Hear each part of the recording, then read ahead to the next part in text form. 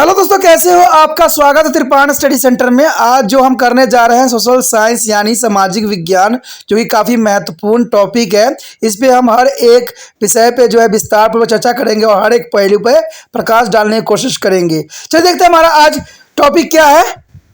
आधुनिक विश्व एक। देखिए, आधुनिक विश्व के अंतर्गत हम ये जो है चैप्टर करेंगे, जिसमें फर्स्ट जो यहाँ पर पॉइंट आया है, समतावाद के पतन के प्रभाव यानी फेडरलिज्म के डिक्लाइन होने के क्या कारण थे। समतावाद के पतन होने के कारणों पे हम यहाँ विचार विमर्श करेंगे। अगर हम बात करें मध्यकालीन युग के दौरान सबसे महत्वपूर्ण संस्थाओं में एक जो था समानतावाद था। समानतावाद यानी फेडरलिज्म, आपने इसके बारे में पिछले पाठ में विस्तार से पढ़ा था।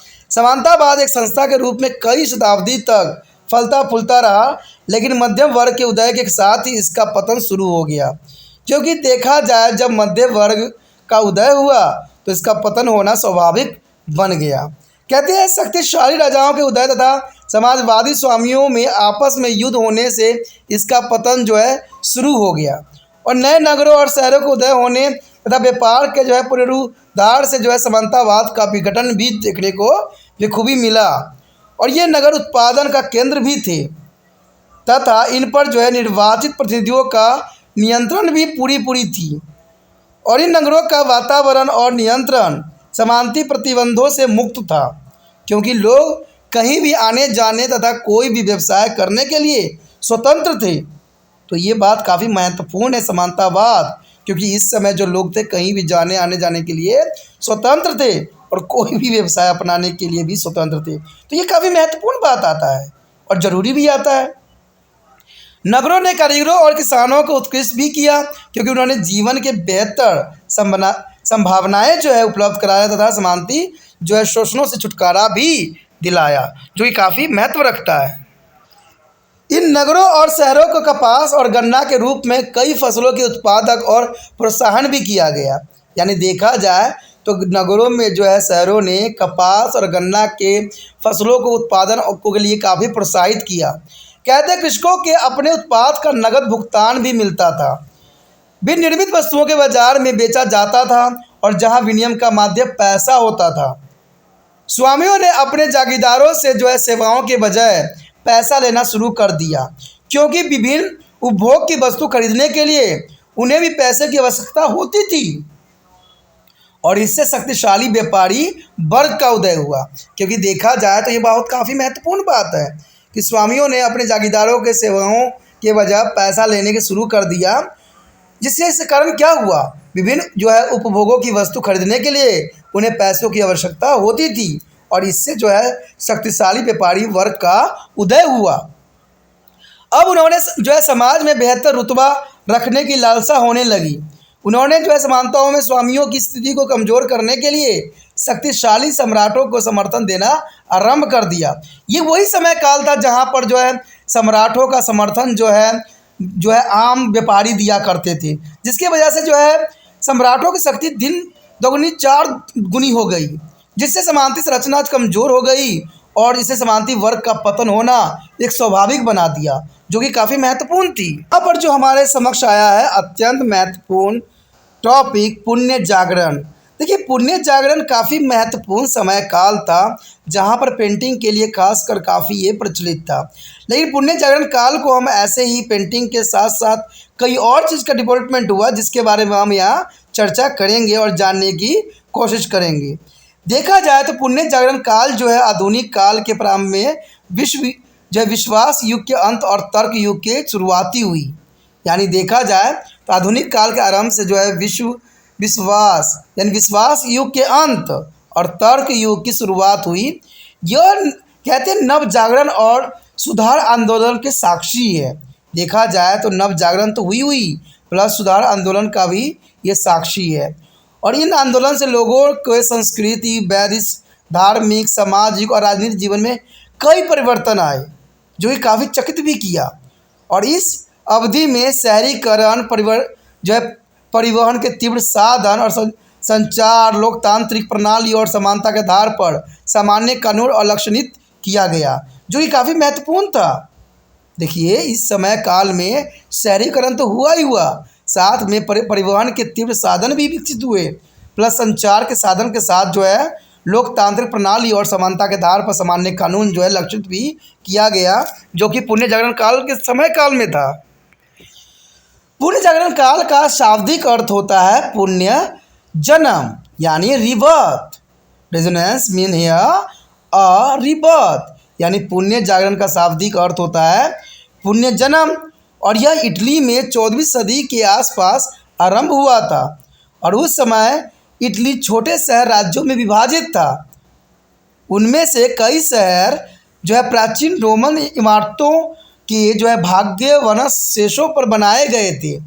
इतालवी शहरों के जो है भौतिक स्थिति में उन्हें महान व्यापार और वैदिक केंद्र भी बना दिया गया था। इसके अलावा वेनिस जैसे इतालवी शहरों की स्थिति ने उन्हें व्यापार और वैदिक केंद्र बना दिया था और धन के साथ विश्व के चारों कोनों में व्यापारी कई महान विचार लाए। राजनीतिक और सामाजिक संगठन नए रूप ने राजनीतिक स्वतंत्रता अध्ययन के लिए उपयुक्त वातावरण भी बनाया। कहते हैं लोगों के पास अध्ययन करने और अन्य गतिविधियों के लिए पर्याप्त समय था और कहते हैं पुण्य जागरण बहुत महत्वपूर्ण समय काल था, जिसे हम पुण्य जन्म के नाम से भी संबोधित कर सकते हैं। यह भी अत्यधिक जो है आर्थिक विस्तार की अवधि थी। कहते हैं बुक कीपिंग्स और बिल का आदान प्रदान तथा सरकार इन कई जो है वाणिज्यिक और वित्तीय तकनीकें विकसित की गई। ये काफ़ी महत्वपूर्ण थी कि वित्तीय तकनीकें जो है विकसित इस समय की गई और इनसे जो है इटली पुण्य जागरण का केंद्र बन गया।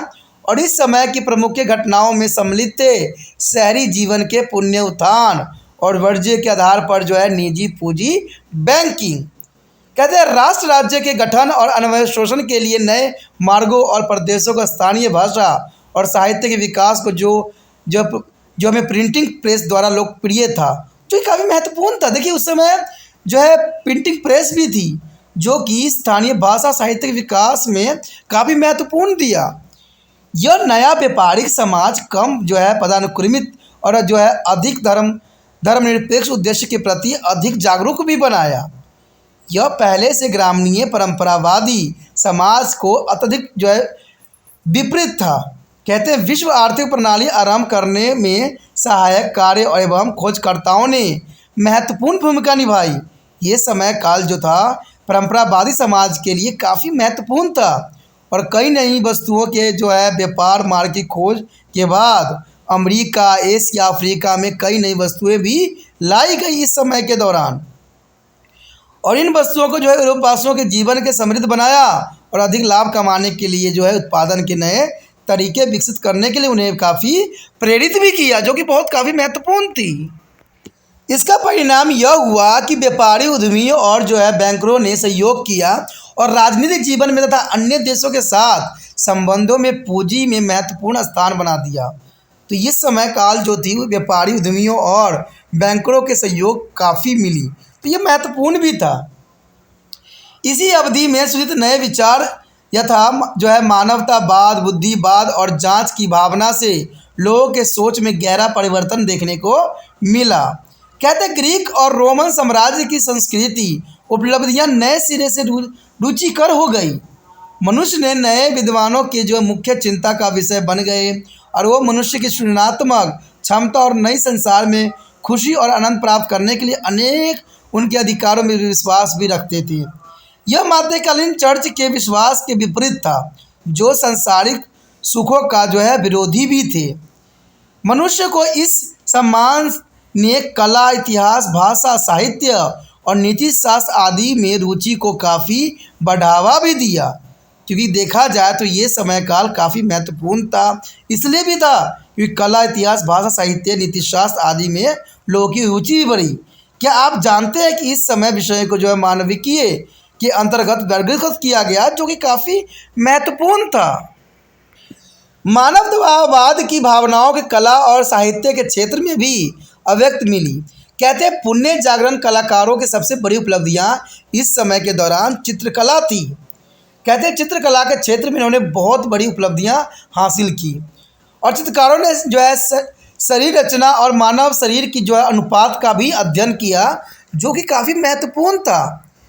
वे मनुष्य को जो है यथार्थवादी फॉर्म और अनुपात में चित्रित करना चाहते थे और कुछ श्रेष्ठ कलाकारों ने जैसे Leonardo da Vinci, Michelangelo, Raphael बेटोलोस से, और जो है टाइटेनियम और जो है मूर्तिकला के क्षेत्र में भी कलाकार मुक्त खड़ी जो है मूर्तियां बनाकर शुरू कर दिया। यानी देखा जाए लियोनार्डो दा विंसी ने बहुत महत्वपूर्ण योगदान दिया, और देखा जाए तो इनके जो तस्वीर है, चित्र है, वो काफ़ी जो है महत्वपूर्ण है। और ये मूर्ति एवं इमारत या पृष्ठभूमि से अलग खड़ी थी, और यह अलग कला भी थी। ये कला जो थी काफ़ी महत्वपूर्ण थी, और उस पुरातन समय से काफ़ी महत्वपूर्ण कला थी ये सारे। पुण्य जागरण के प्रथम महान मूर्तिकार जो थे लियोनार्डो ने थे, जिन्होंने डेविड की मूर्ति बनाई थी, जो लोगों में खुद ही मध्यकालीन धार्मिक प्रतिबंधों से मुक्त करना शुरू कर दिया। कहते राष्ट्रीय पहचान और अधिक मजबूत हुई, और आधुनिक यूरोपीय भाषा इतालवी, स्पेनिश, फ्रेंच, जर्मनी, अंग्रेजी आदि को जो है साहित्य की भाषा के रूप में जो परिलक्षित भी किया गया।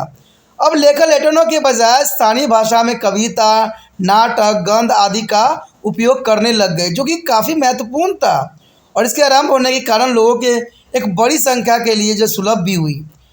बाइबल मुद्रित किया गया था और लोगों के बड़ी संख्या द्वारा पढ़ा भी गया।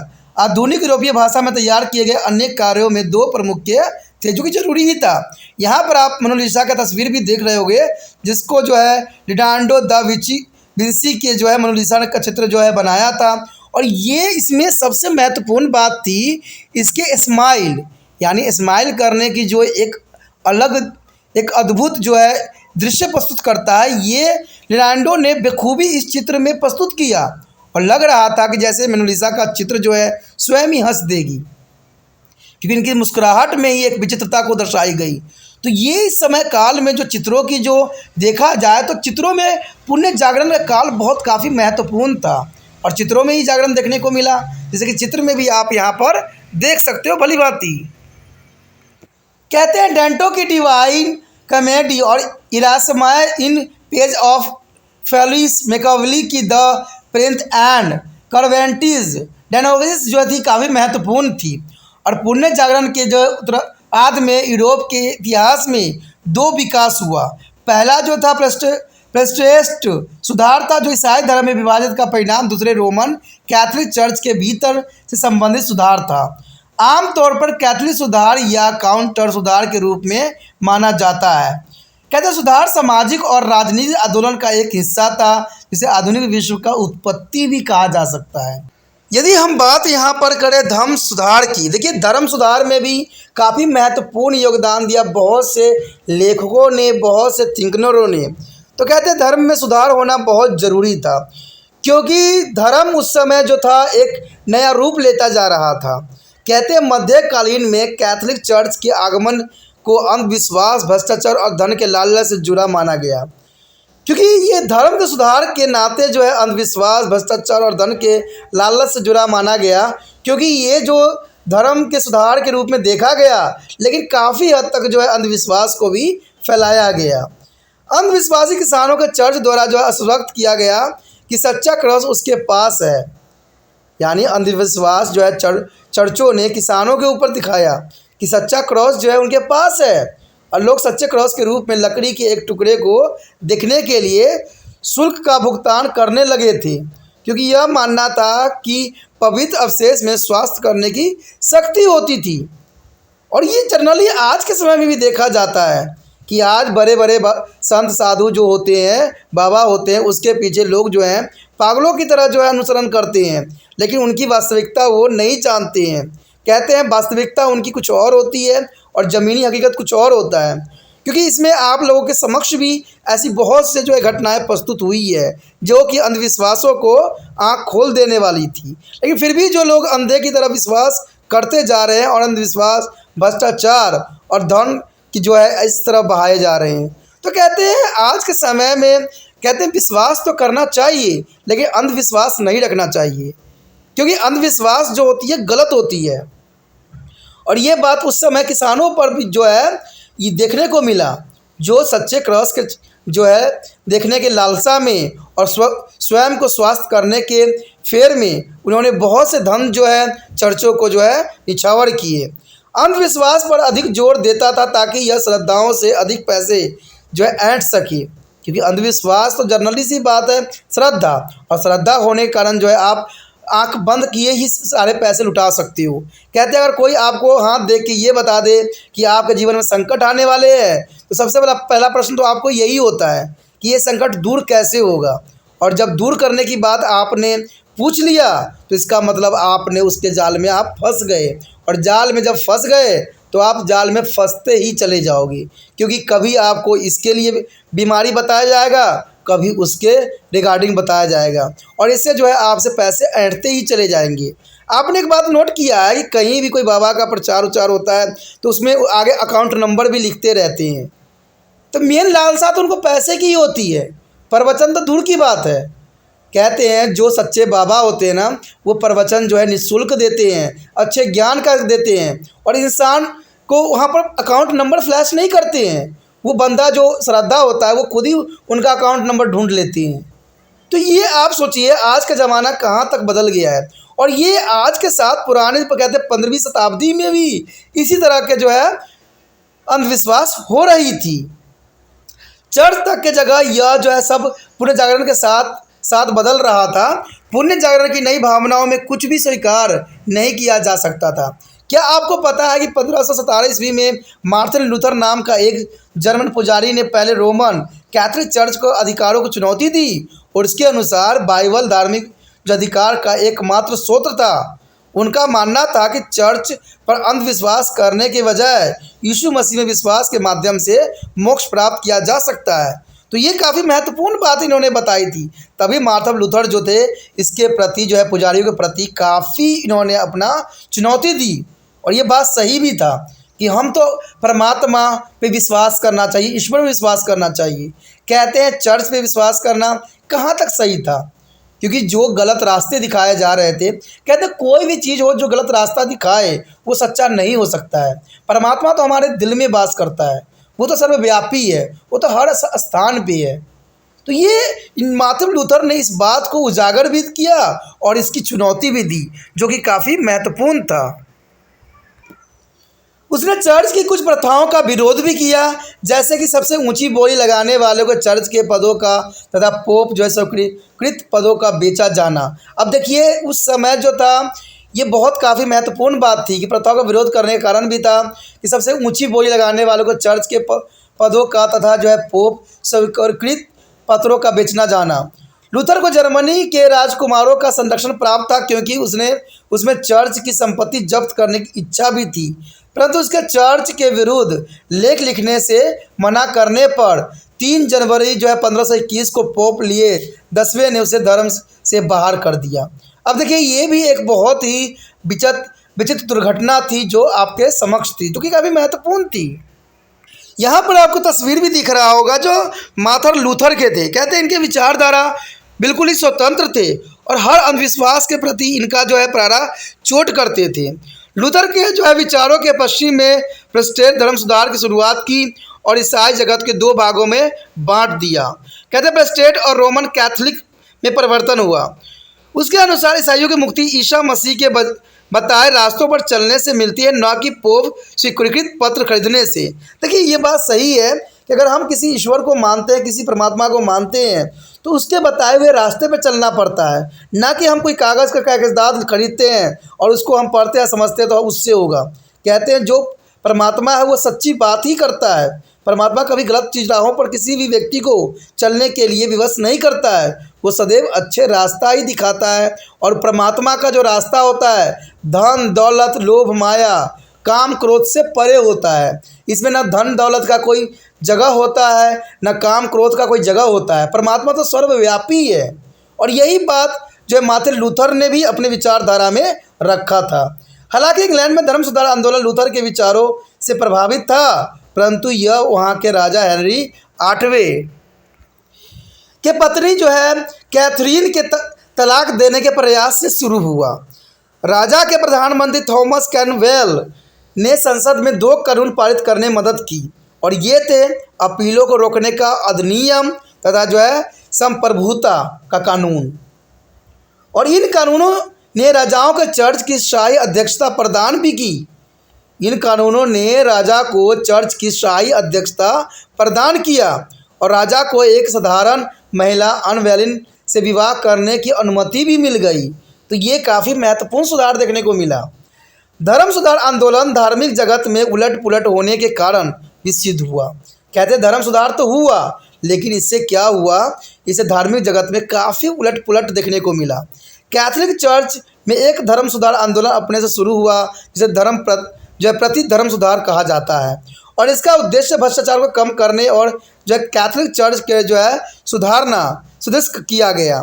और इसकी शुरुआत स्पेन में हुई, जहाँ इग्नाशियस आयल्स ने यीशु का समाज की स्थापना की। यानी देखा जाए तो इग्नाशिया में आयल्स ने यीशु का समाज की स्थापना किया, जिसने पवित्र मिशनरी कार्य और दूसरे की मदद और ईश्वर की सेवा पर काफ़ी बल दिया, जो कि काफ़ी महत्वपूर्ण विचारधारा थी। कहते जो आंदोलन मार्टिन लूथर ने आरंभ किया, वह इंग्लैंड के राजा हेनरी आठवें, जो हुलडेरिक क्वेलिस ने जॉन कैल्विन के प्रयासों से पूरे यूरोप में फैल गया। तो कहते हैं कोई भी कार्य के लिए कहीं ना कहीं से शुभ आरंभ करने की आवश्यकता होती है, और अगर अच्छा कार्य होता है तो जन जन पहुंचाने में हर एक व्यक्ति मदद अवश्य करता है। कहते हैं सिर्फ अपनी विचारधारा सच्ची होनी चाहिए, अपना विचार अच्छी होनी चाहिए, और हमारा कर्मनिष्ठ होना चाहिए। वो बातें ऑटोमेटिक हर एक व्यक्ति तक बहुत ही आसानी से पहुंच जाता है, क्योंकि तिरपान स्टडी सेंटर का भी यही मकसद है कि बच्चों को सिलेबस समझ में आए, बच्चों रट्टूबाज न बने, बच्चे क्वेश्चन के पीछे दौड़ के सिर्फ शब्दों को देखे, समझे, सोचे। तो इसी उद्देश्य से यहाँ पर तिरपान स्टडी सेंटर ने यहाँ पर ये प्रावधान किया है कि शब्द ही आपको नज़र आए, क्योंकि शकल देखने से कुछ नहीं होना है।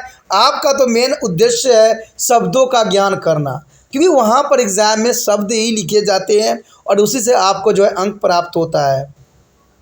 देखिए ये शब्द आपके लिए अत्यंत महत्वपूर्ण रहता है, इसलिए इस शब्दों को देखिए, सोचिए और इसके अक्षरों को लिखिए। आज बच्चे याद तो कर लेते हैं, लेकिन उनको वास्तविक अक्षरों का ज्ञान नहीं होता है कि वो किस तरह से लिखे जाएंगे। और इसे तिरपान सेंटर हमेशा शब्दों को ही डिस्प्ले करता है। देखा जाए तो इस समय काल में विज्ञान ने भी बहुत ही प्रगतिशील रही, और विज्ञान ने हर क्षेत्र में अपना महत्वपूर्ण योगदान दिया। तो देखा जाए तो यहाँ पर पुनर्जागरण के दौरान विज्ञान के क्षेत्र में असाधारण उपलब्धि की गई थी। कहते बहुत ही महत्वपूर्ण उपलब्धि हासिल की गई थी विज्ञान के विकास में।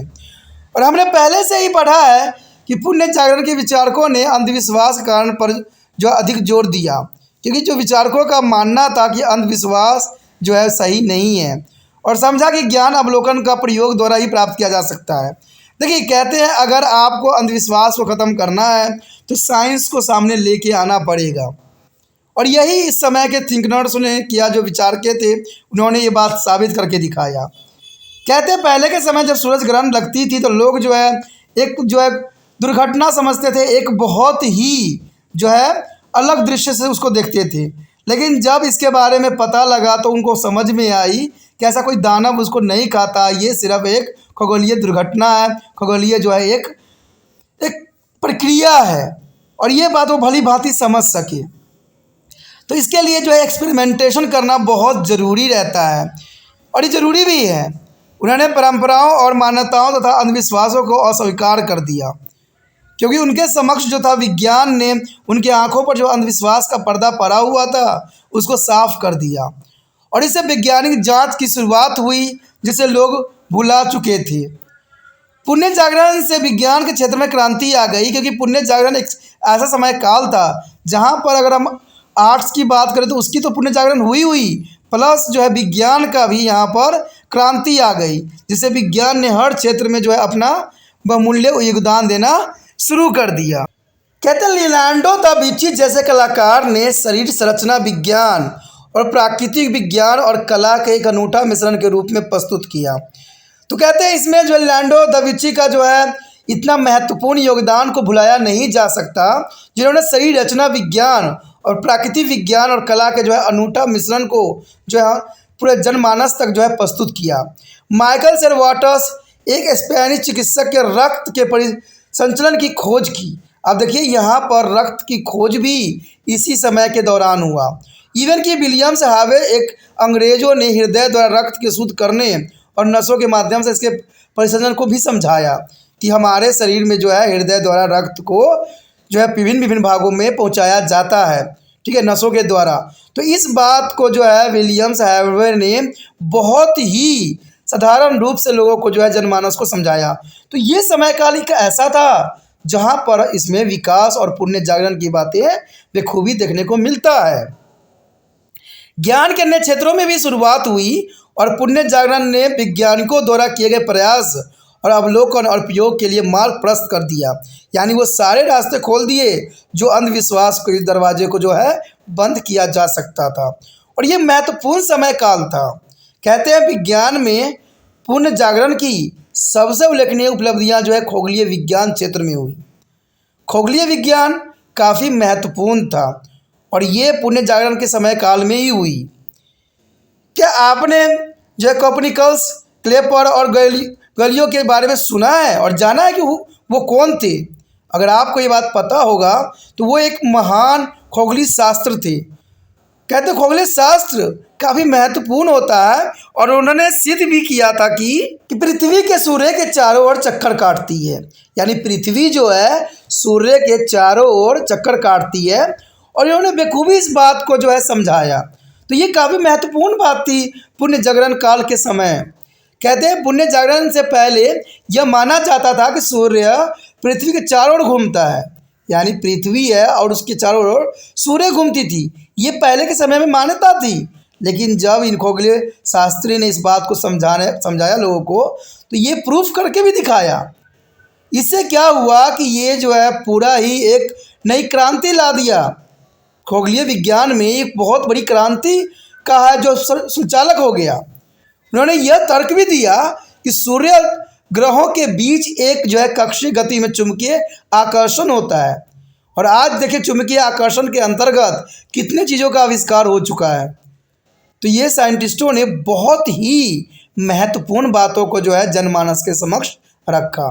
अगर हम बात करें आइजैक न्यूटन की, तो न्यूटन से तो आप भली भांति परिचित ही होगी। इन्होंने जो है सबसे महत्वपूर्ण बात सार्वभौमिक गुरुत्व के सिद्धांत दिया। यानी जो है universal law of universal gravitation का जिन्होंने सिद्धांत दिया वो काफ़ी महत्वपूर्ण था, ठीक है। इसलिए न्यूटन की जो है योगदान को भी भुलाया नहीं जा सकता। और ये किस समय काल में हुई? पुण्य जागरण काल के समय हुआ। अपने द्वारा बनाई गई दूरबीन और गॉगलियों से जो है बृहस्पति के चंद्रमाओं की खोज भी किया इन्होंने और शनि के छल्ले और सूर्य को भी देखा। तो ये काफ़ी महत्वपूर्ण दृश्य था उस समय। उसने कोपर्निकस की खोज की पुष्टि भी की और पुण्य जागरण के अन्य क्षेत्रों और अन्य लोगों के बारे में गोरे के मन में एक जिज्ञासा का विकास भी किया। कहते हैं अब हम पता करेंगे कि ये सब हुआ कैसे। तो चलिए देखते हैं नई भूमियों की खोज किस प्रकार हुई, उस पर हम प्रकाश डालने की कोशिश करें। देखिए यहाँ पर जो बात आई है नई भूमि की खोज, कहते हैं जागरण पुण्य जागरण काल के समय बहुत चीज़ों की जो है खोज हुई और इसमें से नई भूमि की खोज ने भी काफ़ी महत्वपूर्ण योगदान दिया। और ये काफ़ी महत्वपूर्ण इसलिए भी था क्योंकि इससे व्यापार के जो है मार्ग प्रशस्त हुआ। तो नई भूमि खोज से जो है पूरे विश्व पे क्या प्रभाव पड़ा, इसके विषय में हम अब चर्चा करने जा रहे हैं। तो अब बने रहे त्रिपान स्टडी सेंटर के साथ। यदि बात करें नई भूमि की खोज, तो कहते हैं जांच की जो भावना ने कई सहायक लोगों के लिए नई भूमि की खोज करने के लिए प्रोत्साहित किया और नए व्यापार मार्ग की खोज ने दुनिया के इतिहास को ही बदल दिया। ये काफ़ी महत्वपूर्ण बात थी कि जैसे जैसे खोज हुई, भूमियों की खोज हुई, पूरे विश्व का इतिहास बदल गया। और यह कहा जाता है कि भगवान, प्रतिष्ठा और सोना इन खोजों का मुख्य उद्देश्य था। लोग या तो भगवान की खोज में लगे रहते थे या अपनी प्रतिष्ठा बढ़ा रहे थे या सोने की खोज में लगे हुए थे। उस समय इन्हीं तीनों चीज़ों की दौड़ लगी हुई थी और इनका उद्देश्य यही था। लेकिन सोना या आर्थिक ज़रूरत का उद्देश्य सबसे महत्वपूर्ण था। देखा जाए तो तीन चीज़ें बहुत महत्वपूर्ण थी, भगवान, प्रतिष्ठा और सोना। लेकिन इस पर महत्वपूर्ण चीज़ें जो थी वो सोना थी। और सोना आपको पता ही है कि आर्थिक ज़रूरतों के उद्देश्य से काफ़ी महत्वपूर्ण होता है। तो हमने एक चैप्टर भी पढ़ा था, ठीक है, गोल्ड क्राइस्ट। तो गोल्ड क्राइसिस में ऐसा ही देखने को मिला कि अमेरिका में बहुत से लोगों को भेजा गया इसलिए क्योंकि वहाँ पर जो है ये जो है अफवाह फैला दी कि वहाँ पर सोने की खाने हैं और इसे गोल्ड क्रैश के नाम से जाना गया। और ये जो बच्चे कहते हैं पढ़ेंगे इसके बारे में, हम आगे भी इस पर चर्चा करेंगे। देखा जाए तो भौगोलिक खोजों से पहले यूरोपीय दुनिया सबसे जो है मसाले, कपास, जवाहरात, रेशम आदि वस्तुएं मंगवाया किया करते थे, जिसकी आपूर्ति के लिए उन्हें अरबी और इस्लामी प्रदेशों के बीच यात्रा करनी पड़ती थी, जो कि काफ़ी महत्वपूर्ण था। यानी भौगोलिक खोजों से पहले यूरोपीय दुनिया सबसे जो है मसाले, कपास, जवाहरात, रेशम आदि की वस्तुएं मंगवाया किया करते थे और जिसकी आपूर्ति के लिए उन्हें अरबी और इस्लामी प्रदेशों के बीच यात्रा करना पड़ता था। लेकिन यह सुविधाजनक नहीं था, कई बार तो उनको मुसीबतों का सामना भी करना पड़ता था और यह अनिश्चितताओं से भरा था। कई बार तो अनिश्चितताएं लगी रहती थी। लेकिन देखा जाए तो पूर्व एशिया के लिए एक सीधे समुद्री मार्ग की खोज हुई और इसमें व्यापार की क्षमता भी थी, तो ये काफ़ी उनके लिए महत्वपूर्ण थी।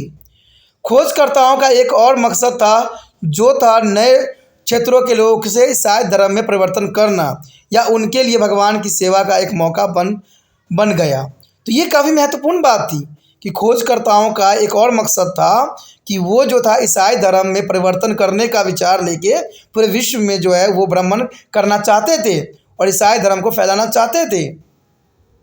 इसके अलावा साहसी लोगों ने नई भूमि की खोज के द्वारा प्रसिद्धि मिली, क्योंकि आपको पता है वास्को डी गामा जो कि पहले वेस्ट इंडीज़ की खोज करने जा रहा था, लेकिन वो इंडिया में पहुंच गया और जाके इंडिया की खोज उसने कर पाया। कुछ तो वास्तव में बहुत प्रसिद्ध भी हो गए। आपको वास्को डी गामा द्वारा भारत की खोज जो है, कोलंबा द्वारा अमेरिका की खोज के बारे में सुना ही है और हमने इस पर चर्चा भी की है। वास्को डी गामा जो भारत की खोज किया और कोलंबस जो अमेरिका की खोज किया, ये कई बार एमसीक्यू क्वेश्चन में पूछा जाता है कि अमेरिका की खोज किसने किया, तो कोलंबस ने किया था और भारत की खोज किसने किया, वास्को डी गामा ने। क्या आप जानते हैं कि फर्डिनांड मैगेलन पहला अन्वेषक था जिसने दुनिया के चारों ओर चक्कर लगाने के अभियान का नेतृत्व किया और वैलोसिम्बल डिगास एक प्रसिद्ध अन्वेषक था। देखिए काफ़ी महत्वपूर्ण बात है कि पूरे दुनिया का चक्कर लगाना, और ये किसके नाम से गया हुआ है, फर्डिनांड मैगेलन का। तो ये काफ़ी महत्वपूर्ण बात यहाँ पर दर्शाया गया है। तुम्हें क्यों लगता है कि महान रोमांची यात्री राजा और अमीर लोगों द्वारा प्रायोजित की गई थी? ये कैसे लग सकता है? ये आप लोगों को लग रहा होगा ना कि महान रोमांचिक यात्रा राजा और अमीर लोगों द्वारा ही आयोजित की जाती थी।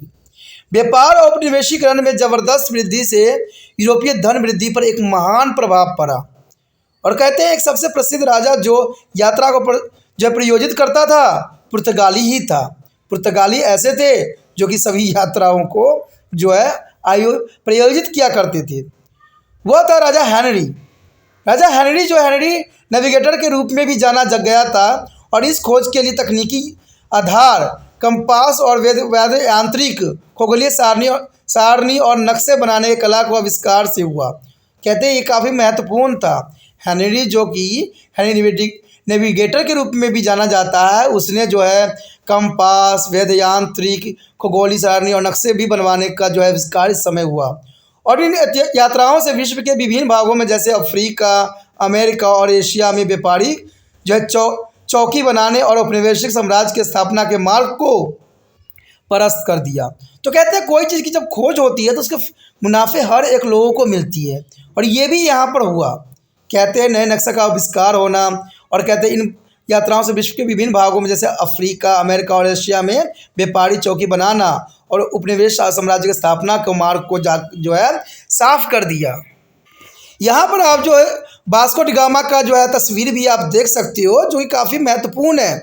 वास्को डी गामा जो भारत की खोज करने वाले व्यक्ति थे, उसके जो है आपके समझ तस्वीर भी नज़र आ रहा होगा, और इन्होंने बहुत ही महत्वपूर्ण जो है अपने जीवन में योगदान दिया भारत की खोज करके, और भारत जो है पूरे विश्व के साथ जो है समझ सका और जान सका और ज्ञानों का जो है प्रसार भी हो सका। तो ये सब वास्को डी गामा का ही कोशिशों का नतीजा था।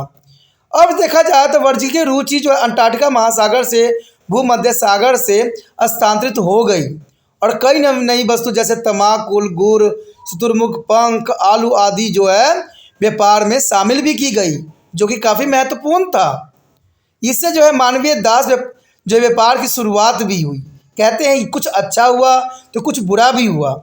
जहाँ हम पूरे विश्व में जो है हर चीज़ों का आदान प्रदान करने लगे, वहाँ से ही जो है मानवीय दास प्रथाएं शुरू भी हो गई और गुलाम अफ्रीका से पकड़कर अंटार्कटिका महासागर के पार और उत्तरी अमेरिका में वृक्षारोपण में काम के लिए बेचे जाते थे। तो ये उस समय के लिए सबसे जो है दुर्भाग्यपूर्ण अवस्था थी, जहाँ पर अमेरिका में वृक्षारोपण के लिए गुलामों को जो है खरीदा जाता था। और इस व्यापार पद्धति और नई समुद्री मार्गों ने विशाल मात्रा में जो है धन इकट्ठा करने का भी एक मार्ग प्रशस्त कर दिया, क्योंकि व्यापारी लोग जो है धन इसमें जो है इकट्ठा करने लगे और नई मशीनों के विकास ने निवेश के लिए भी काफ़ी मदद किया।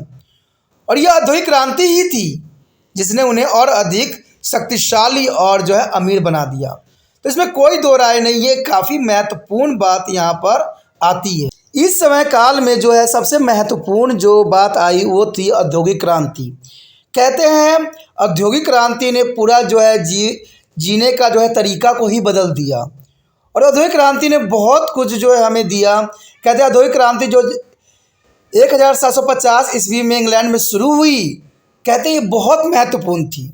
और पहले जो है औद्योगिक क्रांति 1750 ईस्वी में इंग्लैंड में शुरू की गई और ये संभव इसलिए हो सका क्योंकि अंग्रेज जो है व्यापारियों ने निवेश व्यापार का जो है माध्यम से जो है भारी धन इकट्ठा भी किया।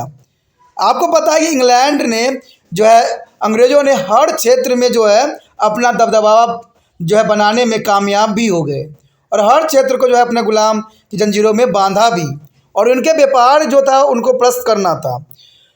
उसके निवेश कच्चे मालों की आपूर्ति के लिए सुरक्षित भी थे। उपनिवेशित तैयार माल के लिए संभावित बाजार के रूप में देखे गए थे।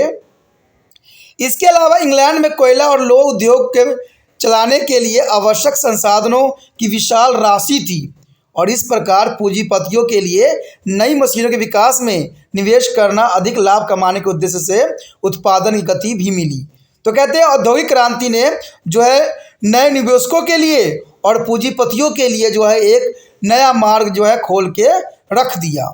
अब मशीनों ने मनुष्य और पशुओं के उत्पादन कार्य से भी हटा दिया गया और नई मशीनरी ने उत्पादन में सुधार भी करना शुरू कर दिया, पर इससे समाज को दो भागों में बांट भी दिया। कहते हैं पूंजीवादी और पूंजीपति वर्ग और मजदूर।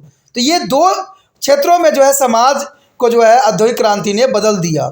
एक तो पूंजीवादी हो गए और एक मजदूर हो गए, और इसके विषय में आगे हम इस पर चर्चा करेंगे जो कि काफ़ी महत्वपूर्ण रहेगा। कहते हैं एक ऐसा क्रांति था जिसने पूरे विश्व को जो है बदल के रख दिया, और कहते हैं इसी के देख के जो है पूरे विश्व ने इससे जो है काफ़ी सीखा और जाना और अपने देश को भी आज़ाद कराने में बहुत काफ़ी महत्वपूर्ण स्थान दिया। तो आज हम इसी के बारे में बात करने जा रहे हैं, क्रांतियों का युग। देखिए क्रांति का अगर हम बात करें तो भारत में भी क्रांति हुई, रशिया में भी हुई, अमेरिका में भी हुई। कहते हैं हर एक क्षेत्र में क्रांति देखने को मिला और एक ही दूसरे की क्रांति से जो है हमने बहुत कुछ सीखा और बहुत कुछ जो है हमने जाना भी। तो क्रांति किसी भी देश के लिए आज़ाद कराने के लिए काफ़ी महत्वपूर्ण होता है। इवन कि अपनी बात मनवाने के लिए भी क्रांति का जो है लोग सहारा लेते हैं। तो आखिर क्रांति का जो है सूत्रपात कैसे हुआ आज के मॉडर्न ज़माने में, तो देखा जाए क्रांतियों का युग, इसी विषय में हम आज चर्चा करने जा रहे हैं, क्रांतियों का युग। तो आप बने रहे तिरपान स्टडी सेंटर के साथ और हर एक पहलू को हमारे साथ जानें। देखिए अगर बात करें हम क्रांतियों का युग के, तो कहते हैं 1848 में यूरोपीय क्रांति से पारंपरिक अधिकार के विपक्ष में राजनीतिक उथल पुथल का दौर आया। यानी 1848 ईस्वी में यूरोपीय क्रांति से पारंपरिक अधिकार विपक्ष में राजनीतिक उथल पुथल का जो है एक दौर सचल पड़ा। राजनीतिक तत्व और लोगों में एक बहुत ही मजबूत असंतोष ने राज्य को मामलों के अधिक जो है भागीदारी की मांग करना शुरू कर दिया। क्रांति तब होती है जब हमें कुछ मंगवाना होता है। देखिए बच्चे भी जिद करते हैं और क्रांति कर जाते हैं कि आज मैं खाना नहीं खाऊंगा जब तक आप मुझे लेके नहीं दोगे। तो ये हर एक क्षेत्र में देखने को मिलता है। कहते हैं बड़े क्षेत्र में राज्यों के लिए जो होता है मामलों में जो भागीदारी की मांग के लिए ये लोग क्रांति करते हैं। राजनीतिक जरूरतों और स्वतंत्रता के विचार, समानता और भाईचारा प्रिंट प्रेस द्वारा लोकप्रिय हो गया था उस समय, और जो क्रांति में सबसे महत्वपूर्ण योगदान दिया। इवन कि अगर भारत का जो रेवोल्यूशन हुआ, भारत में जो क्रांति हुई और जो भारत आज़ादी का जो है स्वाद चखा, तो इसमें अगर देखा जाए तो कहते हैं स्वतंत्र विचार, जागरूकता, समानता और भाईचारे और प्रिंट प्रेस का कहते हैं बहुत काफ़ी महत्वपूर्ण योगदान था। कहते हैं हर एक धर्म ने, हर एक जाति ने अपना महत्वपूर्ण योगदान दिया, तभी जाके जो है भारत आज़ाद हुआ। क्योंकि हमने समझ लिया था कि भाईचारे से ही है जो भारत को आज़ाद भी किया जा सकता है। और यही बात विश्व के हर क्षेत्र में देखने को मिल सकता है। क्रांतियों देखा जाए तो अमेरिका, फ्रांस, जर्मनी, इटली और रूस में हुई। कहते हैं ये क्रांति जो अब पावरफुल आज के समय में अमेरिका है, अमेरिका को भी क्रांति का सहारा लेना पड़ा। इवन फ्रांस, जर्मनी, इटली, रूस में भी क्रांतियाँ हुआ। तो देखिए क्रांति काफ़ी महत्वपूर्ण थे हर एक देश के लिए। और ब्रिटेन में जो है गरजपूर्ण क्रांति के साथ एक प्रमुख बदलाव भी आया। कहते हैं संयुक्त राज्य अमेरिका और अमेरिका युद्ध के जो है रूस मजदूरों के आंदोलन से एक समाजवादी सरकार की स्थापना के रूप में उभरा। क्योंकि संयुक्त राज्य अमेरिका भी गुलामी के दास-ताज से जो है छुटकारा पा लिया। और इन कई राज्यों ने जो है प्रबुद्ध विचारों से प्रोत्साहित किया और आज़ादी और राष्ट्रवाद की भावना पैदा हो गई। कहते हैं हर देश में देखिए अपने राष्ट्र के लिए जब तक आपको राष्ट्रवाद की भावना पैदा नहीं होगी, तब तक जो है आप अपने देश के लिए कुछ नहीं कर सकते। क्योंकि हम एक हैं, एक राष्ट्र के हैं, इसलिए हम मिलके अगर करेंगे तो कहते हैं बड़े बड़े मुसीबतों से हम बहुत आसानी से छुटकारा पा सकते हैं।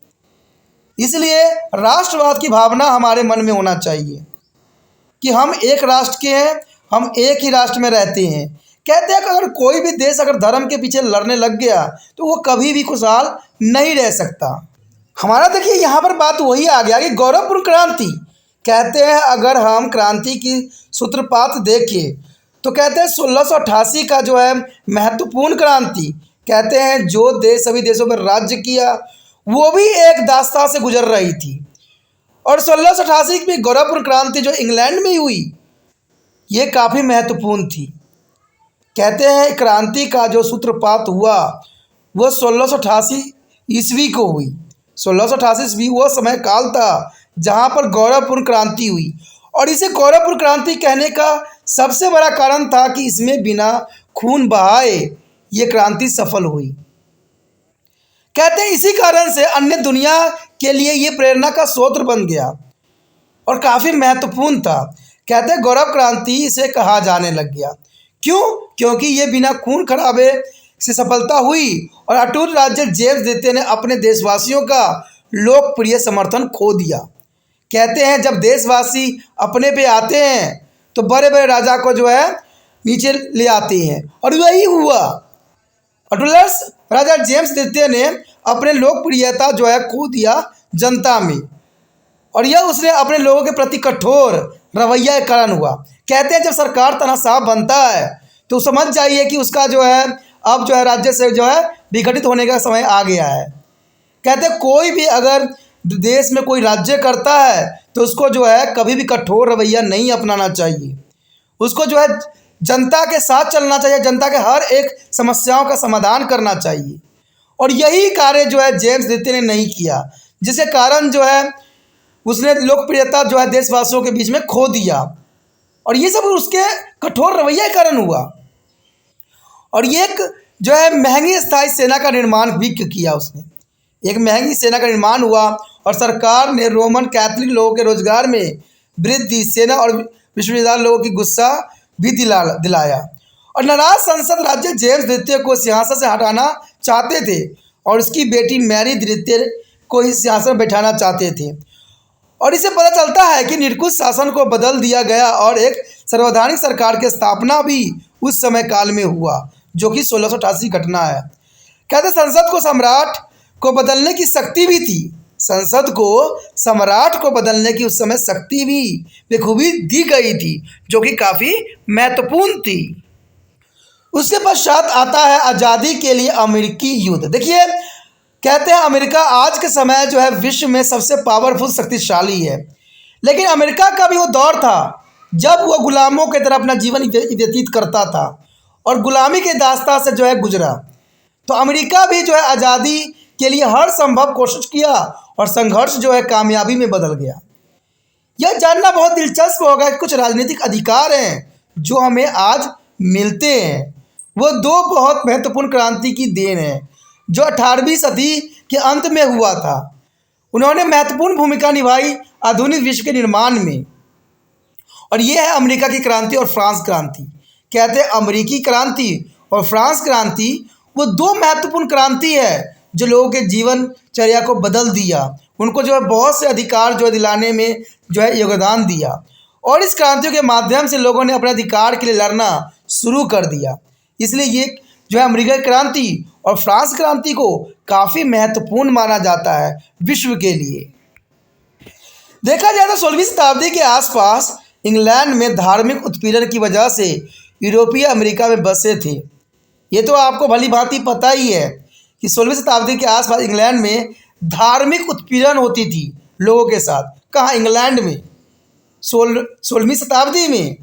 आपको पता है कि 1688 ईस्वी में जो है इंग्लैंड आज़ाद भी हुआ, क्योंकि उस समय धार्मिक उत्पीड़न किया जाता था उनके साथ। तो ये सारे लोग जो धार्मिक उत्पीड़न के वजह से दुखी थे और यूरोपीय अमेरिका में जाके बस गए, यानी वो अपनी जगह को छोड़ के यूरोपीय अमेरिका में जाके बस गए, और उनमें से कुछ आर्थिक अवसरों से आकर्षित भी थे। देखिए, सभी धार्मिक से प्रेरित नहीं थे, उनमें से बहुत से लोग ऐसे थे जो आर्थिक अवसरों से आकर्षित थे उस क्षेत्र के, और उनमें जो है 13 उपनिवेश थे जो स्थानीय विधानसभाओं द्वारा अपनी समस्याओं का निपटारण किया करते थे। वणिकवाद की दृष्टि से आर्थिक नीति लागू भी की गई, जिसके माध्यम से ब्रिटिश अपने हित में उपनिवेशिक वर्जन से विनिमयता करने की कोशिश करते थे, और उपनिवेशों का उपयोग जो है स्थापित करने की आज्ञा नहीं थी उस समय, और उन्हें लोहा और कपड़े जैसे ब्रिटिश माल खरीदने पड़ते थे मजबूरन, और वो केवल इंग्लैंड द्वारा निर्धारित कीमत पर ही चीनी, तंबाकू, कपास आदि का निर्यात करते थे। अब देखिए, इंग्लैंड जो कीमत निर्धारित करती थी उसी कीमत पे जो है निर्यात किया करते थे। तो ये जो था जबरन थोपा गया रूल रेगुलेशन थी, जो कि सही नहीं था, और जिसने ब्रिटिश अमेरिका उपनिवेश को विरोध के लिए उकसाया भी, और इस वजह से जो है ब्रिटिश अमेरिका उपनिवेश को काफ़ी विरोध के लिए जो है उकसाया गया। और देखा जाए 18वीं सदी तक फ्रांस के साथ और भारत में युद्ध इंग्लैंड के लिए बहुत महंगे साबित हो गए।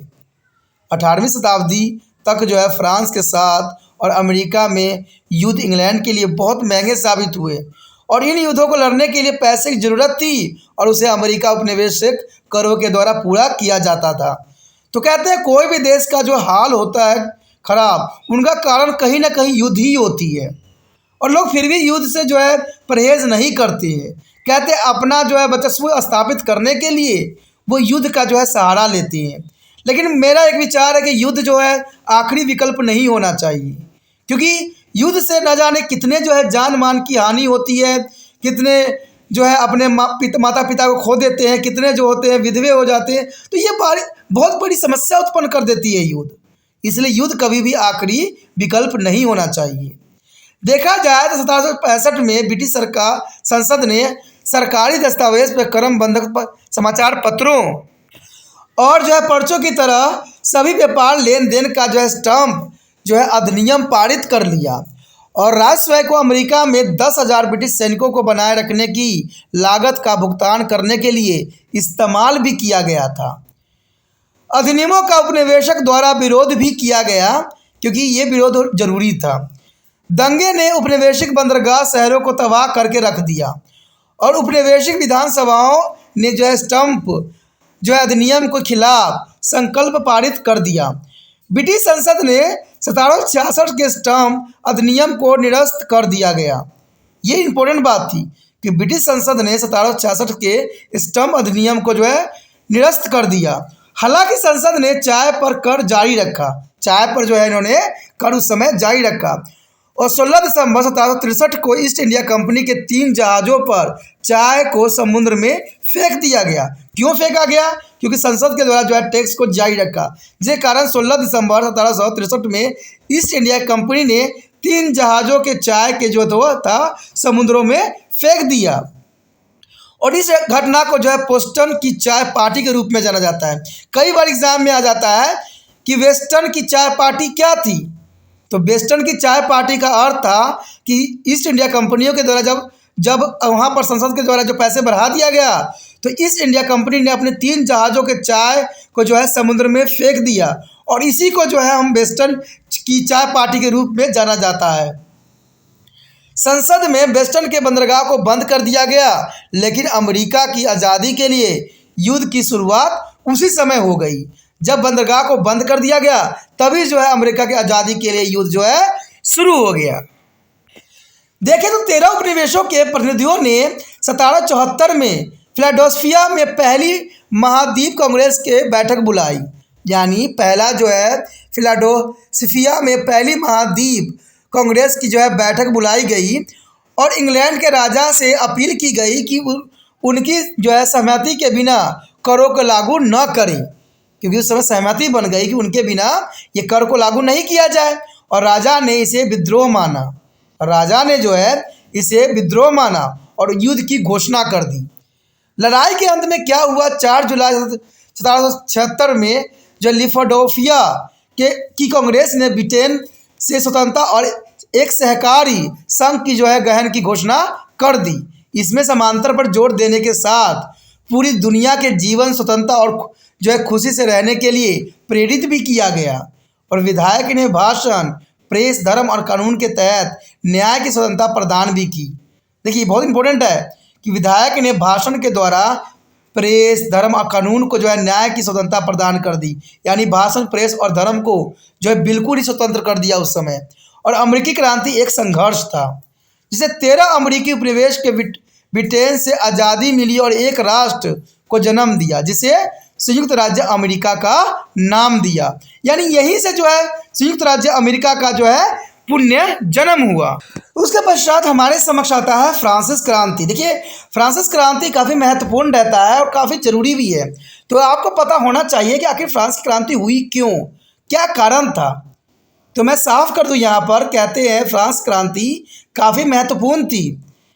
18वीं सदी में फ्रांसीसी समाज अभी भी पूरी तरह से सम्राट के पुनर्धिकारों के समानती थी। यानी देखा जाए 18वीं सदी में जो है फ्रांसीसी समाज पूरी तरह से जो थे सम्राट के अधीन थे, और यह 3 वर्गों में विभाजित कर दिया था सम्राटों ने। इसको जो है 3 वर्गों में विभाजित कर दिया था। पहला जो था पादरी, जो कि चर्च था, जिसे पहला स्टेट का नाम दिया गया। कुलीन वर्ग जो था दूसरा स्टेट था, और तीसरे स्टेट में आम लोग, आम किसान और श्रमिक को रखा गया, जो हमेशा ही बोझ से तले रहते थे, बोझ से हमेशा दबे रहते थे, जो कि कहते हैं बहुत ही दयनीय स्थिति था। पहले 2 स्टेट विलासता और धर्म कई अधिकारों और देश के शासन आनंद लेते थे।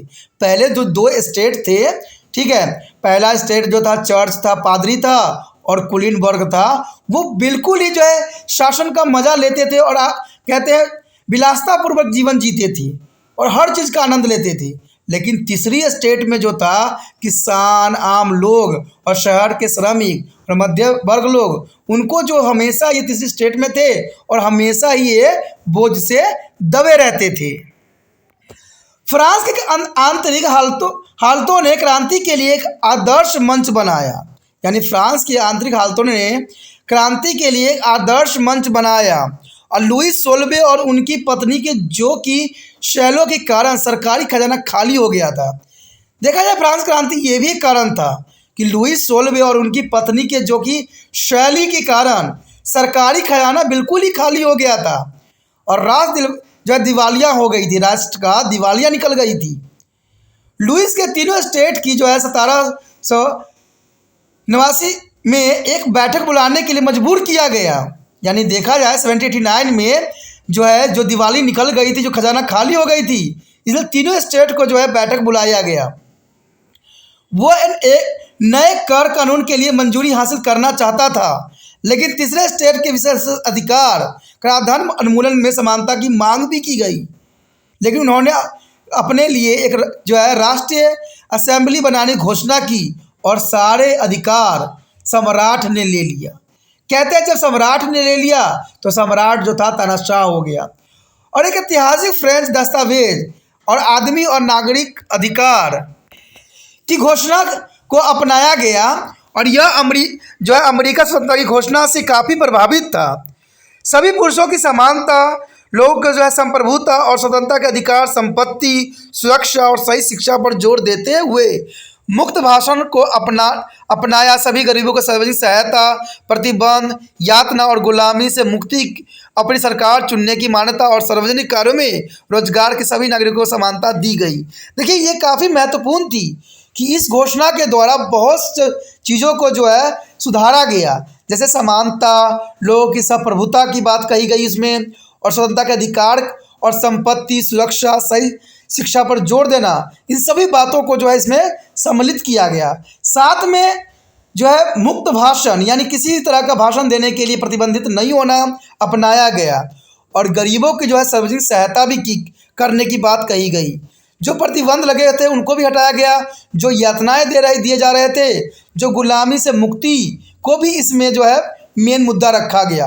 तो ये काफ़ी महत्वपूर्ण समानताओं की इसमें बात की गई। लेकिन देखा जाए तो फ्रांसीसी क्रांति युद्धों और नेपोलियन के युद्धों से जो 1789 से शुरू हुए और 15 वर्ष तक चले, यानी देखा जाए फ्रांस की क्रांति 15 वर्ष तक चला। कहते हैं 15 वर्ष चले और फ्रांसीसी गणराज्य गठन भी किया गया, और 15 वर्ष के अंतराल में फ्रांसीसी गणराज्य का गठन भी हुआ। फ्रांसीसी क्रांति ने यूरोप के जो है मध्ययुगीन संरचनाओं का अंत भी कर दिया, और उदारवाद और राष्ट्रवाद के नए विचारों से फ्रांस में एक पुण्य परिवर्तन देखने को मिला। कहते हैं प्रशासन, सेना, समाज और संस्कृति में भी काफ़ी परिवर्तन हुआ। फ्रांस नेपोलियन और बोनापार्ट के तहत एक स्वतंत्र बन गया। तो ये काफ़ी महत्वपूर्ण था कि फ्रांस जो था नेपोलियन बोनापार्ट के तहत एक स्वतंत्र बन गया, और फ्रांसीसी क्रांति एक मार्गदर्शक जो है सिद्धांत, स्वतंत्रता, भाईचारा और समानता थे। क्रांतिकारी कई जो है प्रबुद्धता विचार को ब्लेस्टियर और मैनेक्स्टर और रेसोई जैसे दार्शनिक के विचारों से काफ़ी प्रेरित था। यानी देखा जाए तो इम्पोर्टेंट बात है यहाँ पर कि क्रांतिकारी कई प्रभुता के विचारों जैसे मलेटेयर, मैनेस्ट्रेक्यू, एंडोसियो के जैसे दर्शकों के विचारों से काफ़ी लोग प्रभावित थे, और उन्होंने फ्रांसीसी क्रांति में काफ़ी महत्वपूर्ण योगदान भी दिए। देखा जाए तो आज़ादी के अमेरिकी युद्ध और फ्रांस क्रांति ने दुनिया भर में राष्ट्रवाद को लोकप्रिय बना दिया। यानी आज़ादी के लिए जो अमेरिका और फ्रांस की क्रांति हुई वो पूरे राष्ट्र के लिए एक जो लोकप्रिय भावना बना दिया, और अमेरिका से राष्ट्रवाद के विचारों से ने फ्रांस, ब्रिटेन और इटली को भी काफ़ी प्रभावित किया।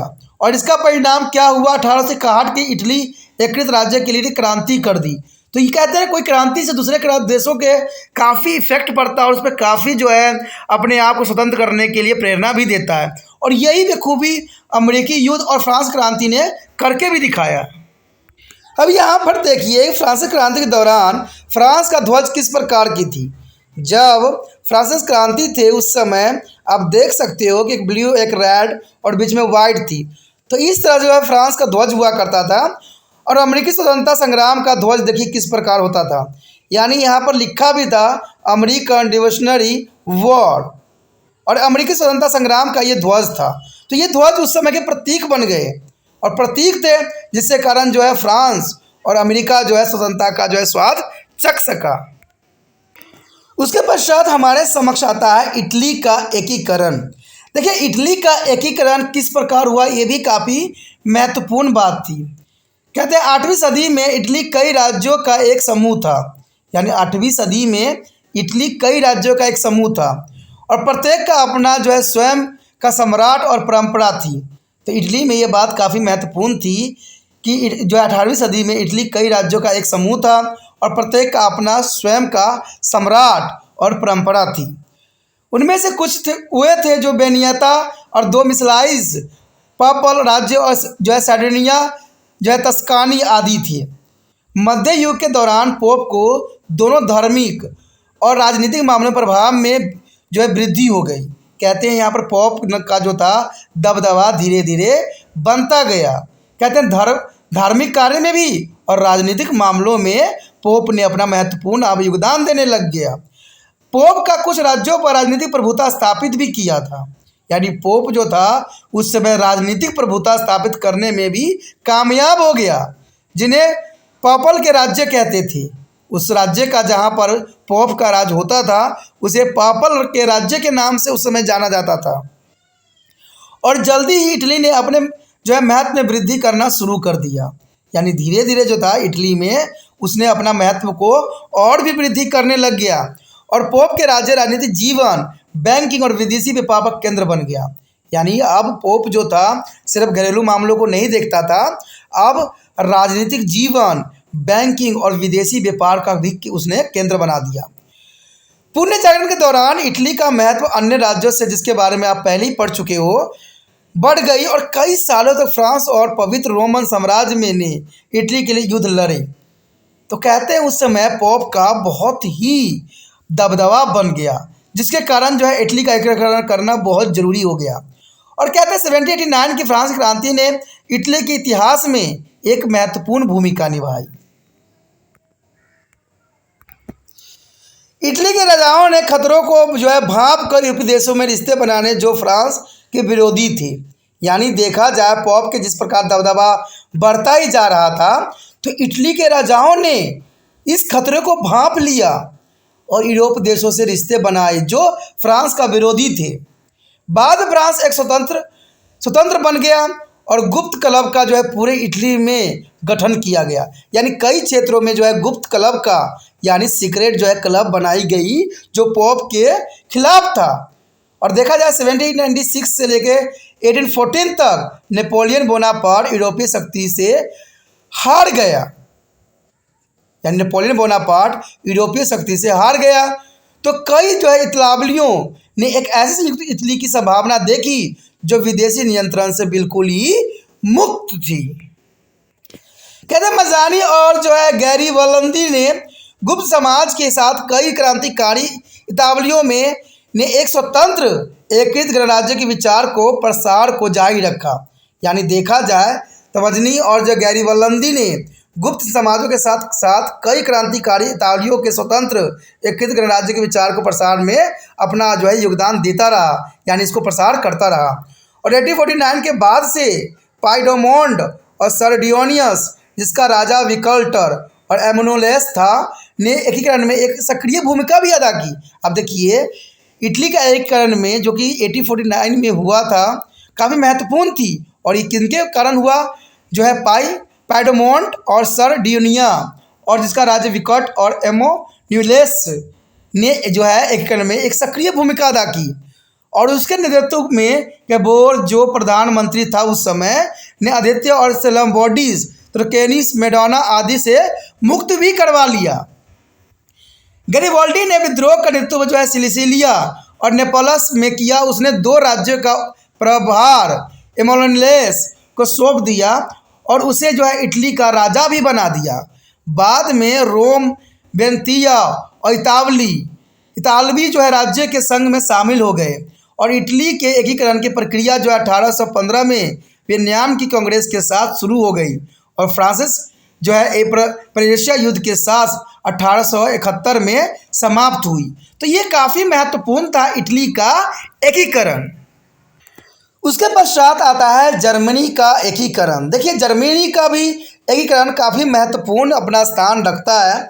अगर हम बात करें जर्मनी का एकीकरण के लिए तो कहते हैं 1815 में नेपोलियन की हार के बाद, जब 1815 में नेपोलियन हार गया तो उसके बाद कई जर्मनी एक स्वतंत्र जर्मनी चाहते थे, यानी हर एक राज्य जो है अपने आप को स्वतंत्र करना चाहता था उस समय।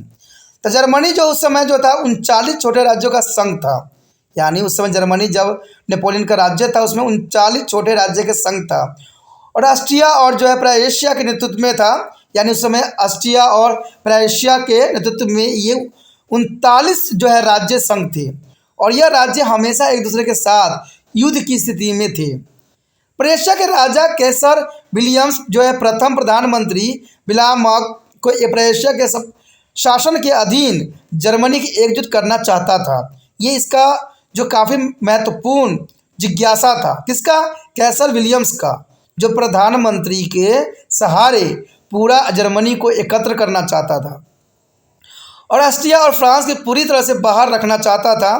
बीमार्क निडर था और उसके जर्मनी के एकीकरण के तत्काल आवश्यकता में विश्वास भी था, यानी इसका विश्वास ही इसके लिए काफ़ी महत्वपूर्ण था। यह उसने सेना के आधुनिकीकरण के साथ ही शुरू किया, यानी इसके लिए उसने जो जो रास्ता अपनाया वो था सेनाओं को आधुनिकीकरण करना, क्योंकि उसको पता था कि सेना अगर सशक्त है तो ये करना कोई मुश्किल कार्य या दुष्कर्म कार्य नहीं रहेगा। उसने खून और आयरन की नीति के लिए जाना जाने लग गया और उसने लो चाल्सलर की उपन्यास अर्जित भी की, यानी देखा जाए तो ये काफ़ी महत्वपूर्ण था। उसको जो है खून और आयरन की नीति के लिए, यानी देखा जाए तो बलबन का नीति जो था उस नीतियों के लिए जाना गया, तो ये काफ़ी महत्वपूर्ण थी। यहाँ पर जो आपके समक्ष तस्वीर जो आप देख रहे हो ये ऑटो वॉन बिस्मार्क का है, जो कि उस समय इस नीति में काफ़ी महत्वपूर्ण योगदान दिया था, तो ये जरूरी था। कहते विभाग निडर था और इसी के कारण पूरा जो है एकीकरण भी हो पाया। और इसने जो यूज़ किया लो नीति का जो रास्ता अपनाया वो काफ़ी महत्वपूर्ण था।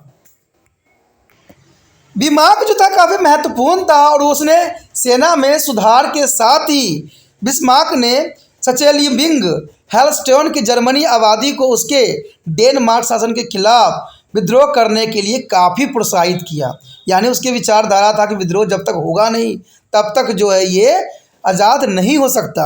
इसलिए 1864 में बिस्मार्क ने ऑस्ट्रिया के साथ डेनमार्क के खिलाफ हाथ मिला लिया और बिस्मार्क का अगला लक्ष्य था ऑस्ट्रिया, यानी ऑस्ट्रिया जो था उसका अगला लक्ष्य था और ऑस्ट्रिया को जो है पराजित कर उत्तर जर्मन कॉन्फ्रेंस का गठन भी किया गया। और बिस्मार्क ने इटली को जो है वेनिस के प्रांत का जो है वादा किया और उसे युद्ध से बाहर भी रखा। कहते ऑस्ट्रिया का इटली से नियंत्रण खत्म कर दिया और उसने फ्रांस को नेपोलियन द्वितीय को क्षेत्रीय जो मुआवजा देने का वादा भी किया और उसे युद्ध के बाहर भी रखा गया।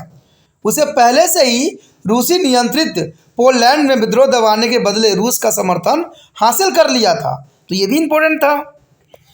पर एशिया की जर्मनी में प्रभुता के लिए अब केवल दो बाधा थी। एक बाधा थी दक्षिण जर्मनी के 4 छोटे जर्मन राज्य और फ्रांस के नेपोलियन द्वितीय की अस्वीकृति। तो ये जर्मनी की प्रभुता के लिए सबसे दो बाधाएं थी, एक दक्षिण जर्मनी के 4 छोटे जर्मन राज्य और फ्रांस के नेपोलियन द्वितीय की अस्वीकृति। लेकिन दोनों देशों के बीच असहमति ने फ्रांस को प्रेशिया से युद्ध के लिए उकसा दिया। लेकिन देखा जाए दोनों देशों के बीच असहमति के कारण प्रेशिया के जो है युद्ध के लिए काफ़ी उकसाया भी। और कहते हैं फ्रांको प्रेशिया युद्ध काफ़ी छोटा था। प्रेशिया ने 1871 में फ्रांस पर आक्रमण भी किया और हरा भी दिया, यानी प्रेशिया ने 1871 में फ्रांस पर आक्रमण कर उसे हरा दिया और नेपोलियन के सिंहासन त्यागने और फ्रांस के अलासलस और रेलेंस दोनों के लिए मजबूर भी कर दिया, यानी अलासेस और लेरेन के लिए मजबूर भी कर दिया। और नेपोलियन ने उस समय जो है फ्रांस जो है सिंहासन त्याग दिया। 6 जर्मन राज्यों पर ऑस्ट्रिया को छोड़कर कब्जा कर लिया और वे जर्मनी के साथ शामिल भी हो गए। जर्मनी का एकीकरण कैसर विलियम्स के द्वारा पूरा भी किया गया और जल्द ही जर्मनी यूरोप में अग्रणी बन गया, यानी जो है जर्मनी यूरोप में काफ़ी महत्वपूर्ण स्थान हासिल कर लिया और उसने अपने आर्थिक हित को आगे बढ़ाया और दुनिया में जर्मन प्रभाव बढ़ाने के लिए एक जो है उपनिवेशिक साम्राज्य के रूप में उभर के सामने आया। तो ये काफ़ी महत्वपूर्ण थी।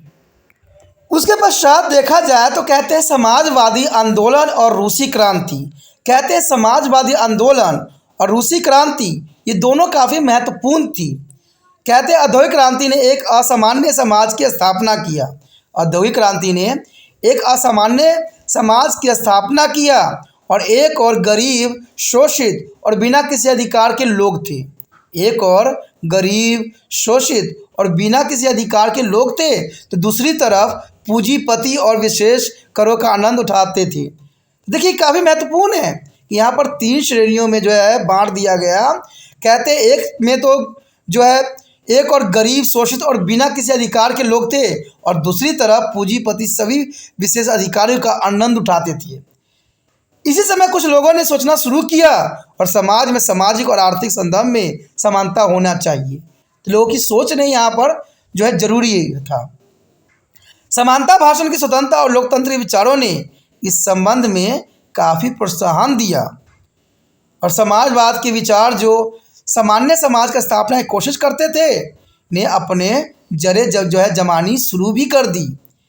कहते समाजवाद को सबसे ताकतवर और प्रभावशाली विचार जो था उस समय कार्ल मार्क्स की थी। कहते कार्ल मार्क्स के साथ फ्रेडरिक एंगल्स के द्वारा भी किए गए।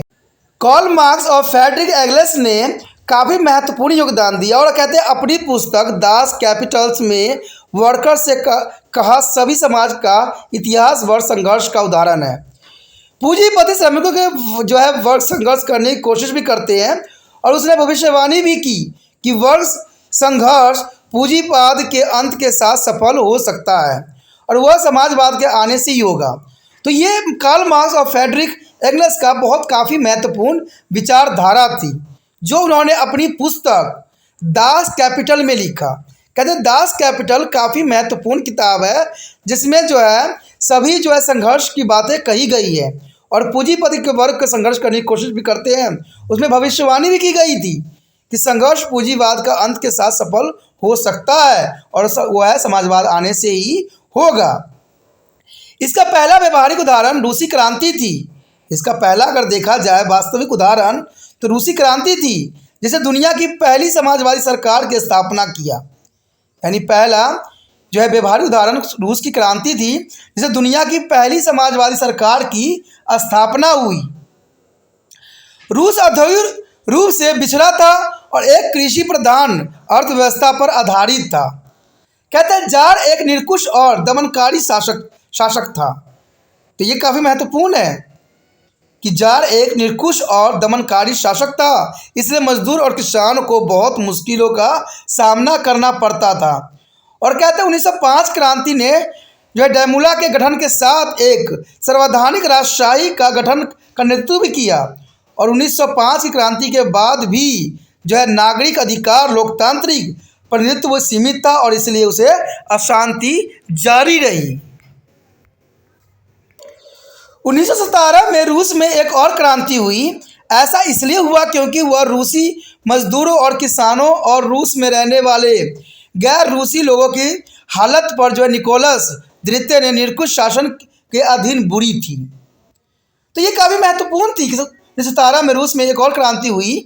ऐसा इसलिए हुआ क्योंकि वह रूसी मजदूरों और किसानों जो है रूस में रहने वाले गैर रूसी लोगों के हालत पर निकोलस द्वितीय निरंकुश शासन के अधीन बुरी थी।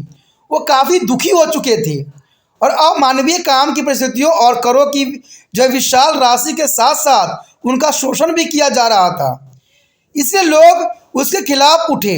लोगों को किसी राजनीतिक अधिकार की मनाही थी उस समय और रूस ने अपनी साम्राज्यवादी इच्छाओं के लिए प्रथम विश्व युद्ध में भी प्रवेश कर लिया। तो ये काफ़ी महत्वपूर्ण बात यहाँ रही कि लोगों को किसी राजनीतिक अधिकार की मनाही उस समय थी और रूस में अपनी साम्राज्यवादी इच्छाओं के लिए प्रथम विश्व युद्ध में भी प्रवेश किया। लेकिन ऐसा करना अनुचित था क्योंकि रूसी सैनिक हजारों संख्या में प्रथम विश्व युद्ध में मारे गए।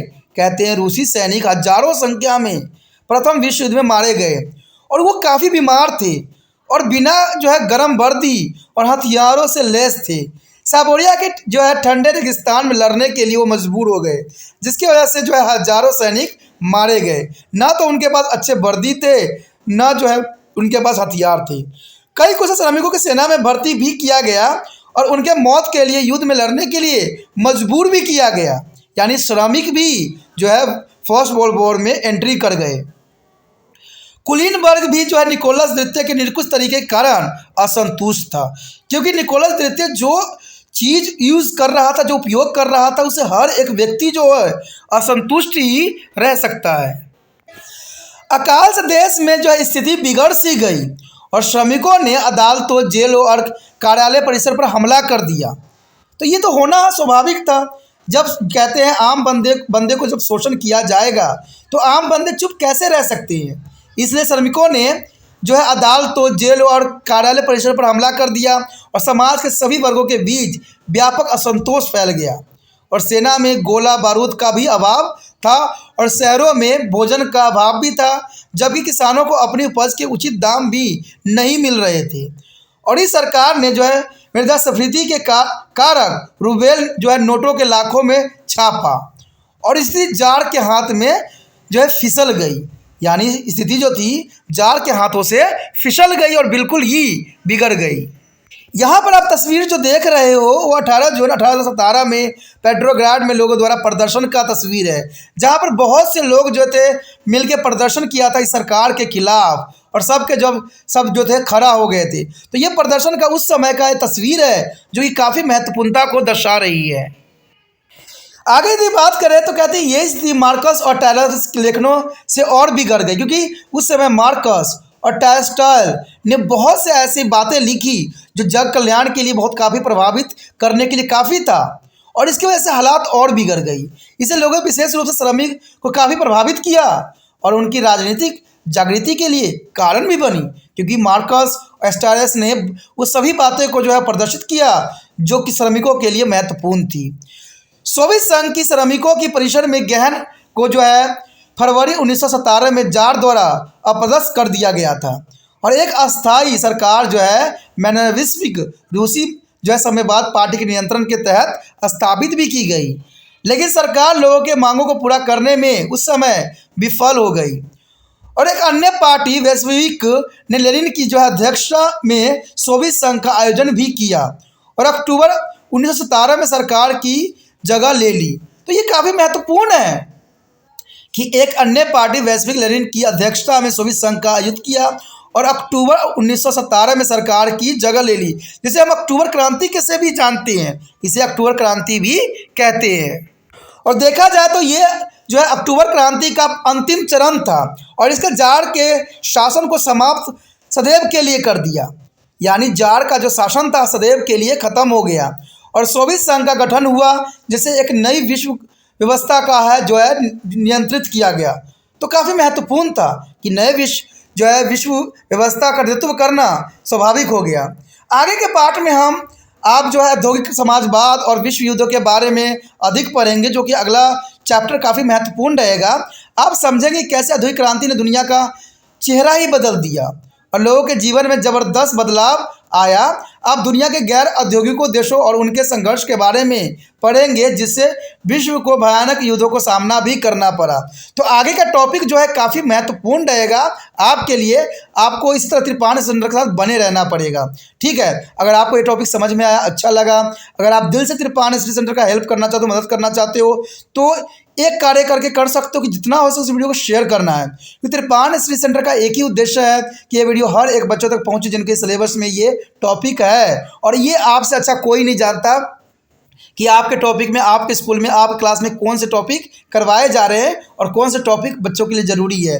अगर ये बच्चों के लिए ज़रूरी है तो इसको व्हाट्सएप स्टेटस पर ज़रूर लगाइए, जिससे जो बच्चे आपके कॉन्टैक्ट में होंगे वो इस वीडियो को देख सके, समझ सके और सही ज्ञान का जो है मार्गदर्शन प्राप्त कर सके, ठीक है। और इसको जो है शेयर करने के लिए कुछ नहीं करना है, यूट्यूब से लिंक को कॉपी करना है और व्हाट्सएप स्टेटस पर लगा देना है, ठीक है। अगर पहली बार वीडियो देख रहे थे चैनल को सब्सक्राइब कर लीजिए। सब्सक्राइब नहीं कीजिएगा तो अगला वीडियो का नोटिफिकेशन भी प्राप्त नहीं हो पाएगा, क्योंकि आगे और बहुत कुछ है।